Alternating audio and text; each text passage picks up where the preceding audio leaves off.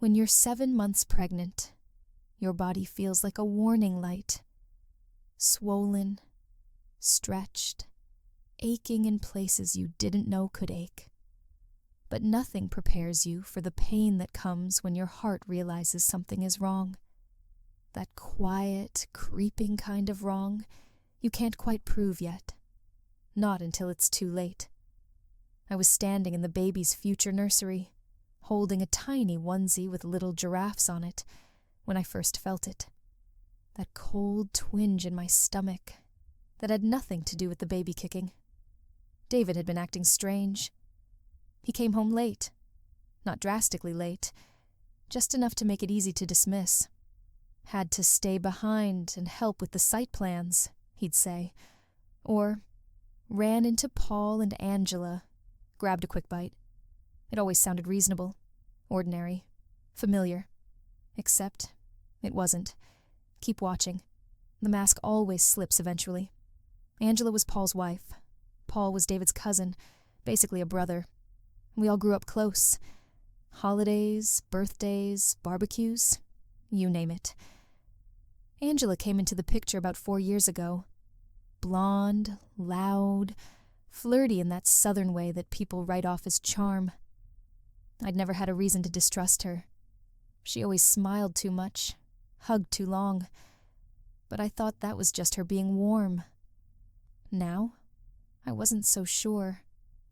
One Saturday, we were all at Paul's place for a backyard get-together. David was in a good mood, laughing too loud at Angela's jokes. She brushed a mosquito off his shoulder like it was nothing, but my chest tightened as I watched her hand linger just a second too long. I caught David looking at her when she turned to walk away. It was quick, barely there, but it was real. That night, as we got ready for bed, I asked, "You and Angela talk a lot lately?" He paused at the closet. "What? I just noticed you two seemed close today." He shrugged. "She's family. You know that." Yeah. That's what made it worse. Over the next week, I started paying closer attention. When David got a text, he tilted the screen away just slightly. When he smiled at his phone, it wasn't the kind of smile you give your mother or your boss. One night, I asked to borrow his phone to check the weather. It was a stupid excuse, but I just wanted to see how he'd react.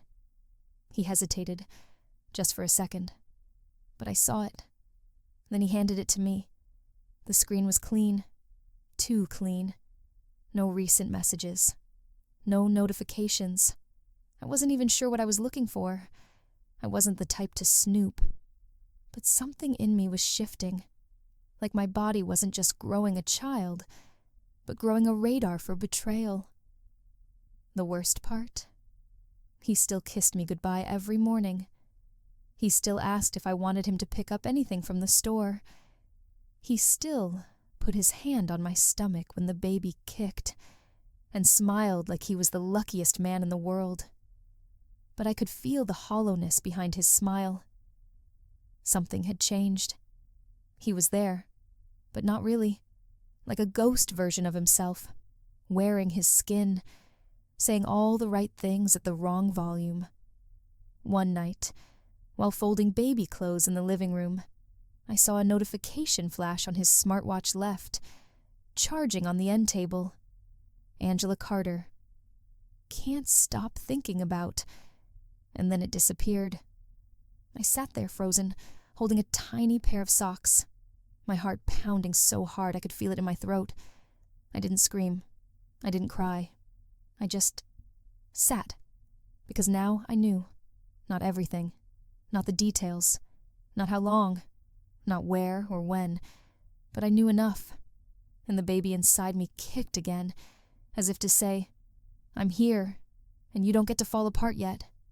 So I didn't. Not yet. But the fall was coming.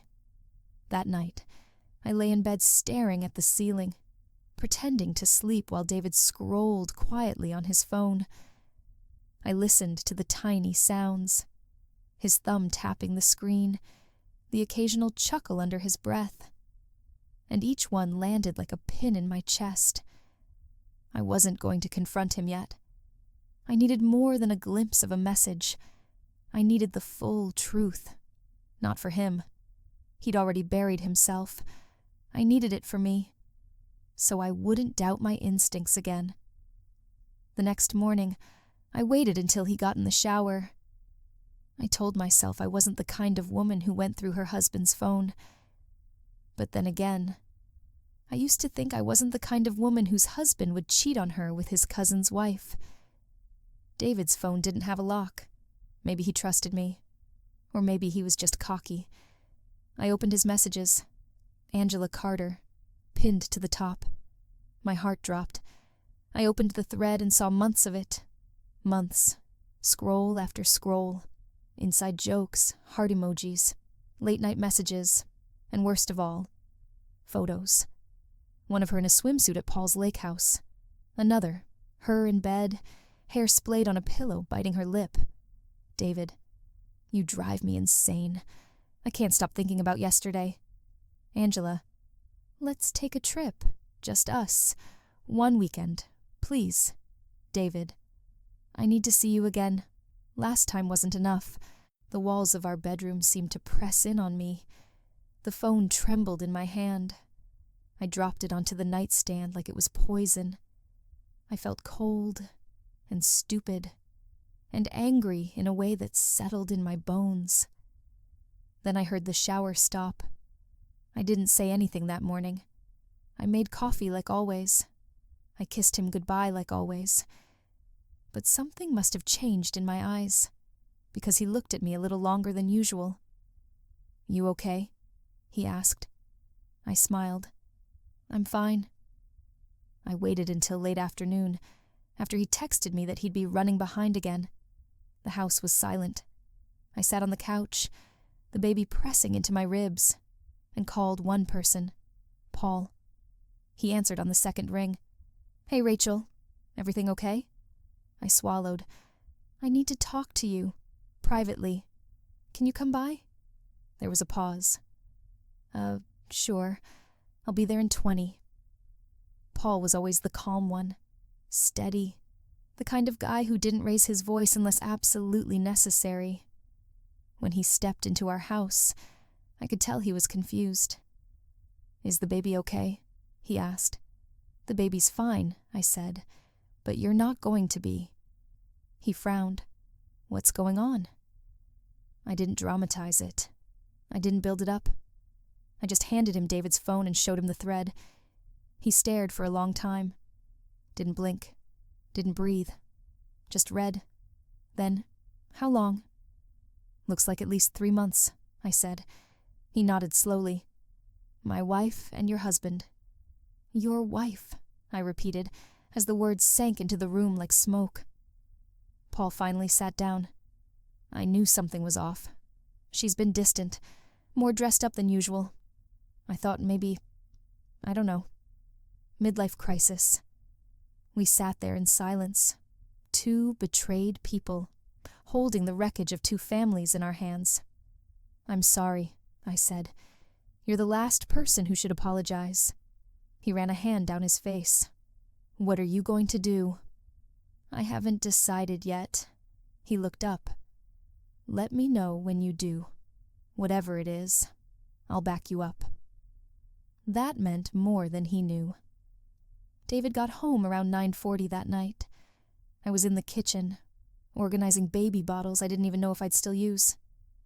He walked in, kissed my cheek. Hey, babe. Long day. I turned and looked him dead in the eye. How was Angela? The color drained from his face. What? You heard me. He froze. Rachel, I know everything. I saw the messages, the photos, all of it. He looked down. It wasn't supposed to happen like this. Like what? Like betrayal? Like sleeping with your cousin's wife, while your pregnant wife sits at home organizing baby bottles for a future that no longer exists. I didn't mean to hurt you. You didn't mean to get caught.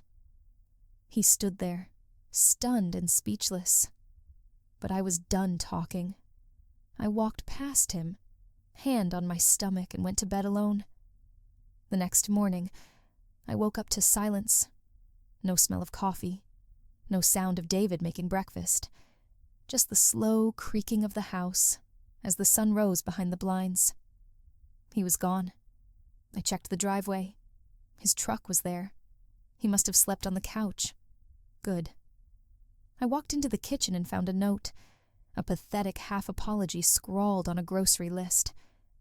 I'm sorry. I didn't mean to. I don't know what to say. David. I crumpled it into my fist and dropped it into the trash. He didn't know what to say, because there was nothing left to say. By noon, the calls started. First came his mother. Rachel, honey, I heard there's been... Trouble? Trouble? I asked flatly. She sighed. Men make mistakes, especially under pressure. You're 7 months in. Hormones are everywhere. I closed my eyes. I'm going to stop you right there, I said.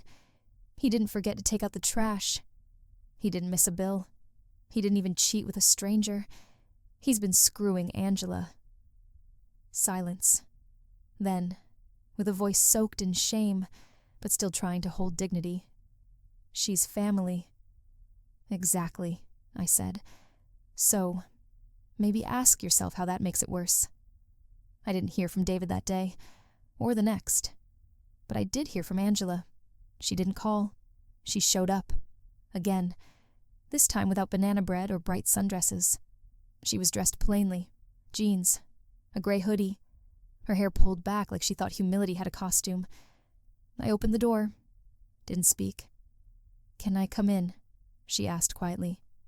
No, I answered. She swallowed. Please. Say what you came to say, and then leave. Angela stood there for a moment, trying to find her footing, her hands twisted in front of her. I didn't plan this, she said. I didn't come into your life to destroy it. But you did, I said. She looked down. David said things. He made it sound like you didn't care anymore, that you were cold, that he felt alone. My jaw tightened. I was pregnant, I said, exhausted, dealing with back pain, hormones, and trying to carry a child after 2 miscarriages.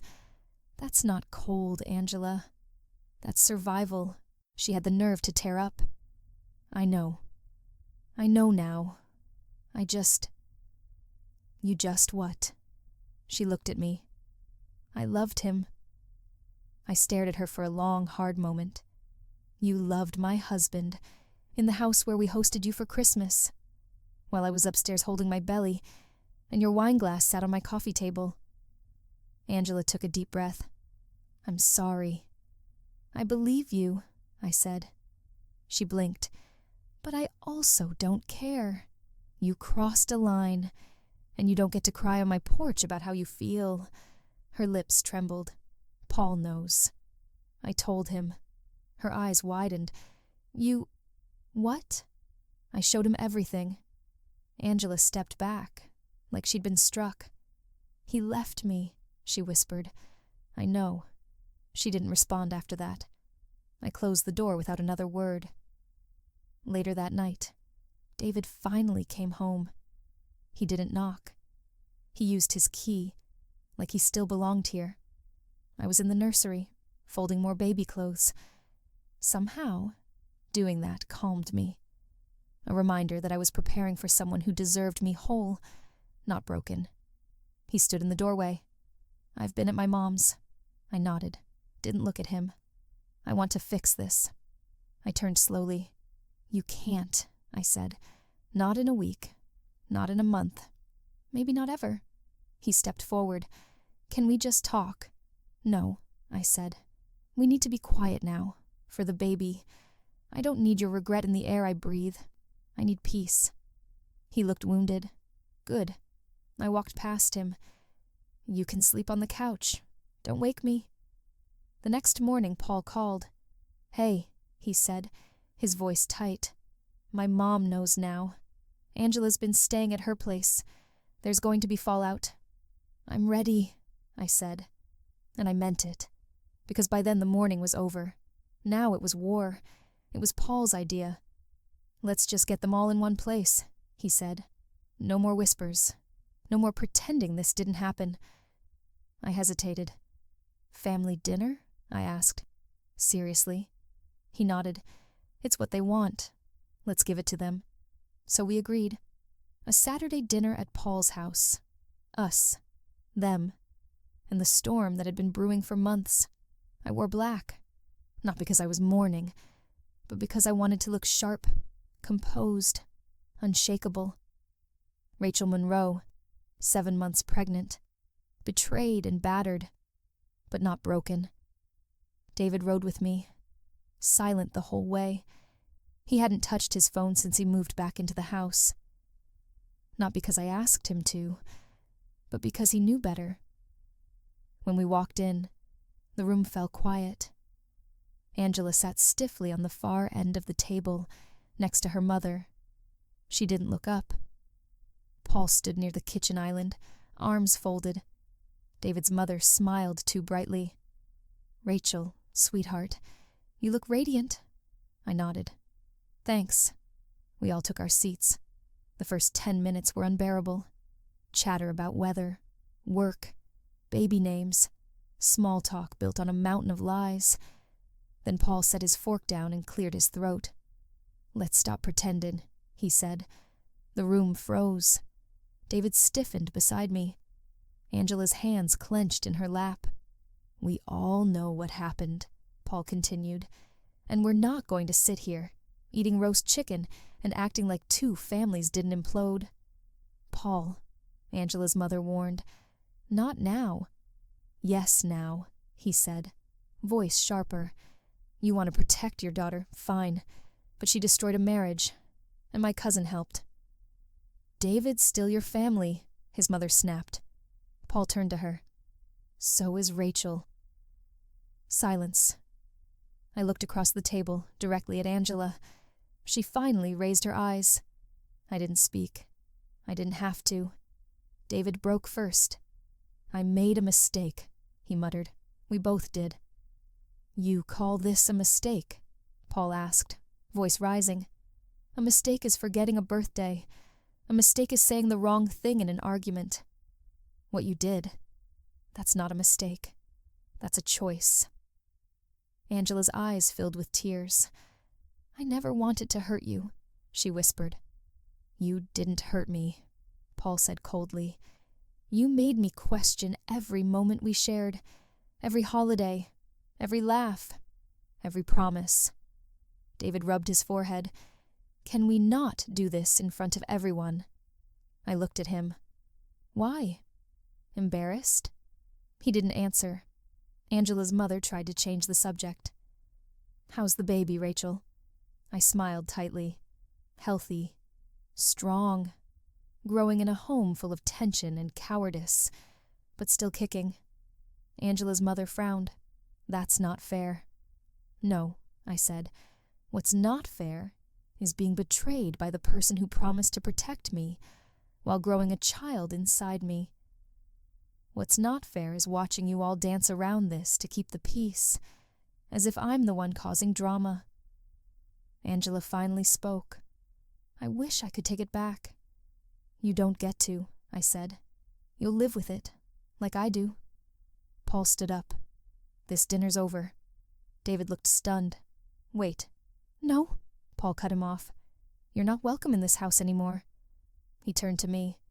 "Rachel, if you ever need anything, you call me."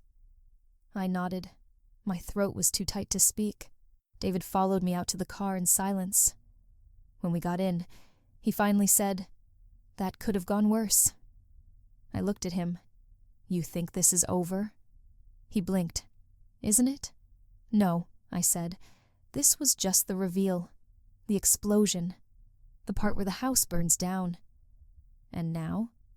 "Now," I said, turning the key in the ignition, "we sift through the ashes." The days after that dinner were eerily quiet. David moved into the guest room without a word. He walked around the house like a shadow, doing chores no one asked him to do. folding laundry, washing dishes. Fixing the leaky bathroom sink like that would somehow fix what he'd shattered. But every time he passed me, he hesitated, like he wanted to say something, to reach out, but didn't know how. Good. Let the silence sit with him like it sat with me. I started sleeping with the bedroom door locked. It wasn't fear, not exactly, just distance, boundaries. I needed space to breathe without his guilt hanging in the air. Some nights I'd wake up from a dream that everything was normal. David and I cuddled on the couch, arguing over baby names.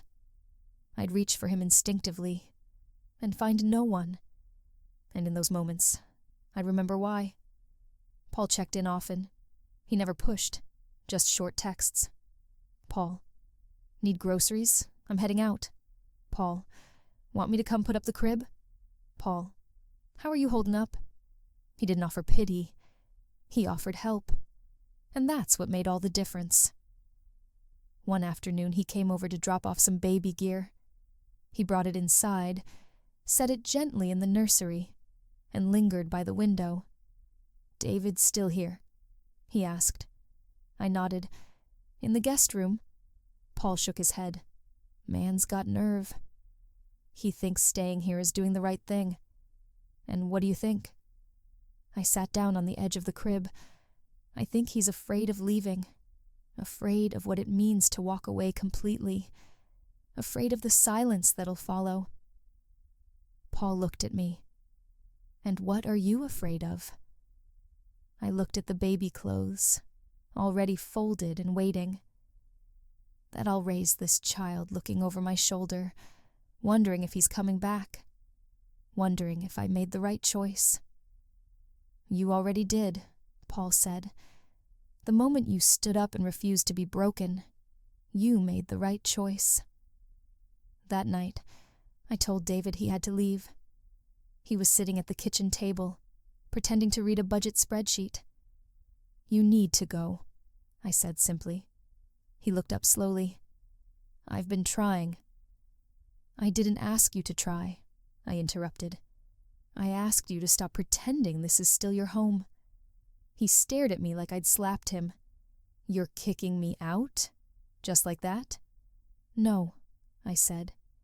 You kicked yourself out the moment you climbed into her bed. This is just the follow-through. He stood up. I have nowhere else to go. Your mom's, a motel, a ditch. I don't care. He grabbed his keys and walked out without another word, and for the first time in weeks, I could breathe. The silence afterward was different.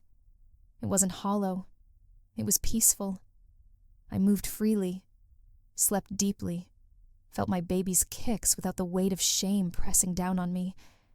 I started a journal, wrote letters to my unborn child, told them the truth, told them that life is messy, that love is not always safe, that people will hurt you, but you get to decide what to do with that pain. 2 weeks later, I went into labor, alone. At first, I panicked, fumbled with my phone, hands shaking, unsure who to call. Then I remembered Paul. He picked up on the second ring. Hey, I barely got the words out. I'm on my way, he said before I could finish. He drove me to the hospital, stayed in the waiting room, held my purse when they wheeled me in, paced the halls.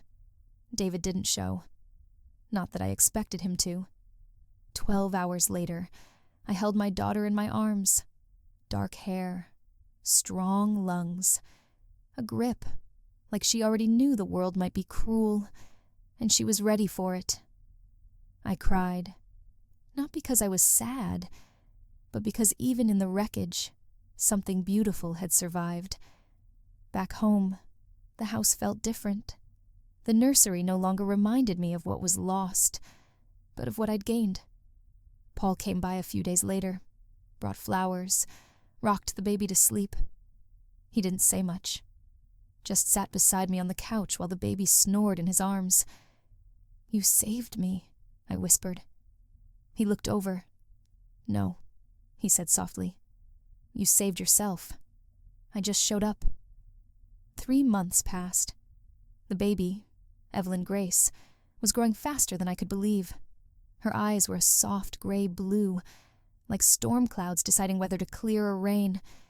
She had David's hair, unfortunately, but she had my stare. Quiet, focused, unapologetically present. We settled into a rhythm. Mornings with oatmeal and lullabies, afternoons with laundry, feedings, and the quiet hum of cartoons in the background. Nights with a glass of tea, Evelyn against my chest, and the silence of a house that no longer mourned. David tried to come back. He texted. He emailed. He even showed up once, flowers in hand, a look of weathered regret painted across his face. But I didn't let him in. "I just want to see her," he said through the screen door. "You'll have to go through a lawyer," I replied. His shoulders sagged. "You've changed." "No," I said. "I just stopped pretending you were someone you're not." He didn't argue, didn't beg. He simply turned and walked back to his car. And as he drove off, I felt it. That final break. Not painful, not angry, just done. Paul came around often, not in a romantic way, though people talked, I'm sure. Small towns always do. But he was there, present, steady. The kind of man who fixed the broken fence without being asked, who brought groceries and stayed just long enough to make sure I was okay. He never pushed. But once, after tucking Evelyn into her bassinet, he looked at me and said, "You know, not every good man leaves. Some just stay quiet until you're ready to see them." I didn't answer. Not yet. But I remembered his words. One evening, I sat on the porch with Evelyn asleep in her carrier beside me. The sunset spilled across the sky in gold and orange. I held a letter in my hands, unopened. From David. Mailed, not texted. Probably filled with apologies I no longer needed. I didn't open it. I didn't burn it either. I just set it aside. Because some chapters don't need a conclusion. Just a full stop. Instead, I took out a pen and wrote a different letter.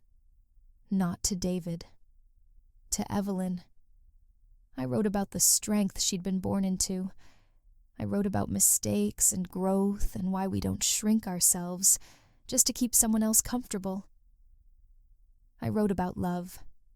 Not the romantic kind, but the kind that holds your hand through grief, that shows up with groceries, that rocks a baby when your arms are too tired.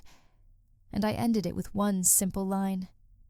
You were born from ashes, but you'll grow among wildflowers. Some stories don't end in fireworks or revenge. Some end in a quiet porch, a sleeping child, and the slow, steady return of peace. And sometimes, that's the happiest ending of all. Some heroes don't shout. They just stay, listen, and rebuild what others broke. If this story touched your heart, stay with us, because healing begins with stories that understand you. Subscribe. We tell them for you.